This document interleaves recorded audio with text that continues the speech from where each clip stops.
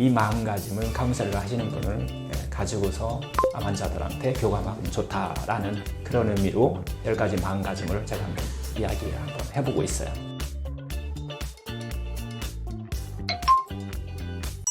암 환자 돌보는 카운슬러가 가져야 할 마음가짐은 무엇인가요? 카운셀러 하면은 우리가 이제 뭐 주위에서 여러분들 가족일 수도 있고 또 실제 또 전문가일 수도 있어요. 이분들이 가져야 될 10가지 마음가짐, 이 마음가짐을 카운셀러 하시는 분을 가지고서 암 환자들한테 교감하면 좋다라는 그런 의미로 10가지 마음가짐을 제가 한번 해보고 있어요. 결국은 어떻게 보면 공감하는 거예요. 어떻게 공감하고 공감하는 시선으로 서로 들여다봐야 된다 하는 거고요. 그래서 이제 10가지 중에 첫 번째예요.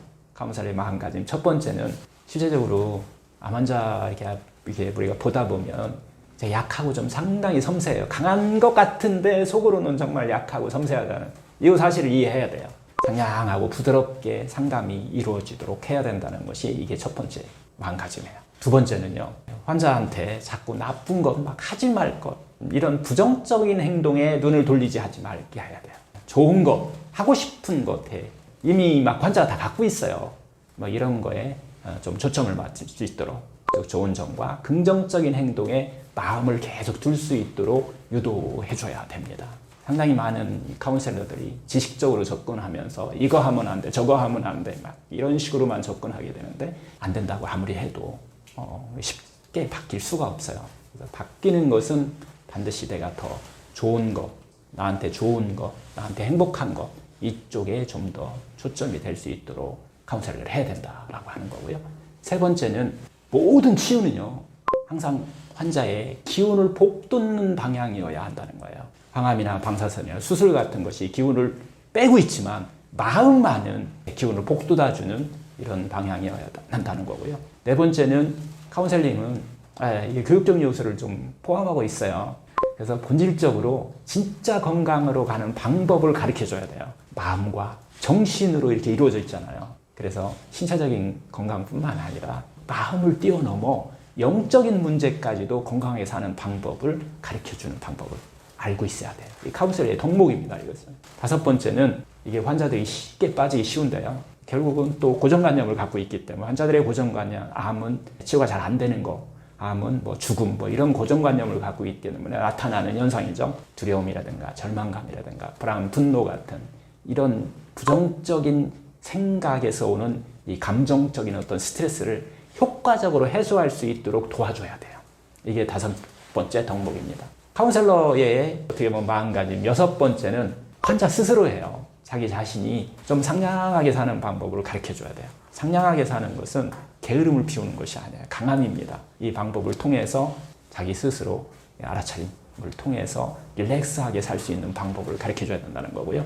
일곱 번째 덕목은 좀 삶을 좀 긍정적으로 좀 수용하고 건전한 신념이 자리 잡을 수 있도록 해서 마음의 편안함으로 항상 릴렉스한 삶을 살 수 있도록 해줘야 됩니다.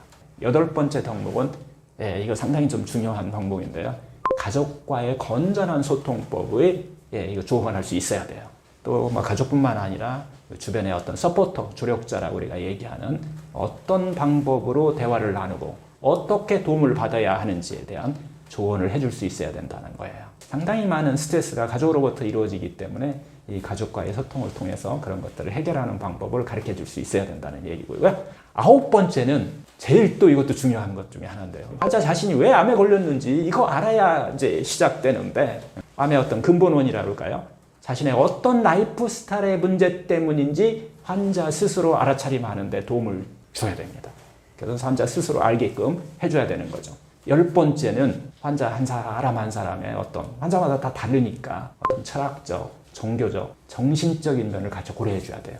자기 스스로의 행복으로 살아갈 수 있도록 자신의 본성을 찾아갈 수 있도록 효과적으로 도움을 줄 수 있어야 됩니다. 이 또한 이 카운셀러의 가장 또 중요한 덕목 중에 이 10가지에는 빠졌지만은 반드시 카운셀링 하는 사람들은 자신이 먼저 상냥해야 돼요. 자신이 자신한테 먼저 상냥해서 자신의 어떤 욕구를 먼저 충족하고 항상 충전되어 있어야 된다는 거예요. 전체 10가지를 다 포괄하고 있지 않나 싶습니다. 실제적으로 어떤 이런 카운셀러를 양성하는데 많은 시간이 좀 걸려요. 이런 것들 것들을 양성할 수 있는, 그래서 자기 스스로 먼저 충전하고 자기 스스로의 문제를 먼저 해결하고 하는데 보통 시간이 한 6년 정도 걸리는 것 같아요. 지금 제가 이제 하고 있는 일이니까. 그런데 의외로요, 암을 경험했던 분들은 2년이면 충분해요. 자기가 한번 경험했기 때문에. 이것도 암의 은혜가 아닐까요? 자기 자신을 충전하는 방법을 쉽게 안다는 거예요.